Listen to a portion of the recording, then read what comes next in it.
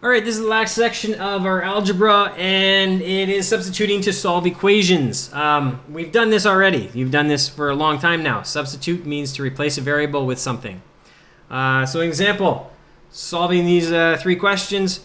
A triangle has a height of 8 and an area of 16 square feet. What is the base? Well, the area of a triangle is 1/2 the base times the height. We're given the height of 8. And we're given an area of 16 square feet.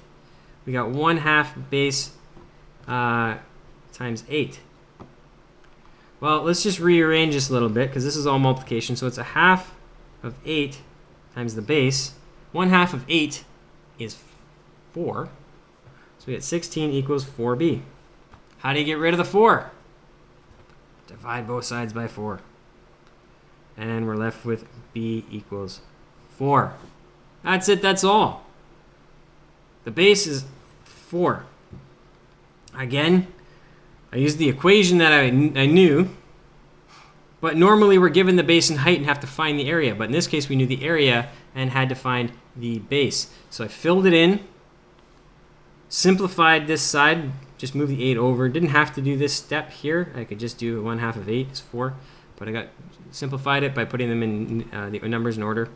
So 1/2 8 is 4, and then we divided both sides, and we were just down to a one-step equation. Next one, a rectangle has a perimeter of 70 and a width of 20 meters. What is the length? Well, perimeter equals 2 lengths plus 2 widths. So we have a perimeter of 70, and we're looking for the length, so that's unknown, plus 2 widths, which is 2 times 20. So what do we got to do here? Well, let's multiply that out. 70 equals 2L plus 40. And now again, reversing our bed mass, we're going to remove the addition first. So we're going to subtract 40 from both sides.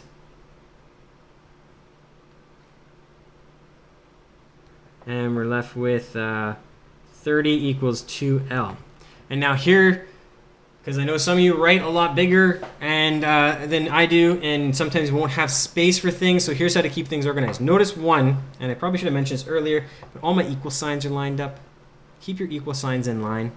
But when you get too far along and you don't have any more room, draw an arrow, try and do it neatly, and put it beside. Don't start over here, because in case we have to jump over and then you'd use the middle and you're getting all confused. One column, jump over to the next column, using the arrow to say we're just transferring that up here. Sometimes it's good to write that out again. Divide both sides by 2. 2's will cancel. 15 equals L. There's our length. And again, we can test that if we wanted to. 2 times 15 is 30. 2 times 20 is 40. 30 plus 40 is 70. We're all good. Last one. Jack earns $960. He's paid using the formula P equals 22.50 H plus 60. Well, how many hours did he work there? So he made $960, and we're going to try and find the H. I'm going to get rid of the 0 there. We don't need it in the middle of the calculation. We could put 2250 if you want, but it doesn't make a difference because we're looking for hours worked anyways. We're not getting a dollar value. So we got to get rid of the 60 first, so we're going to subtract 60 from both sides. 960 minus 60 equals 22.5 H plus 60 minus 60. So we're left with 900 equals 22.5 H. And we're multiplying 22.5 by H, so we're going to divide both sides by 22.5.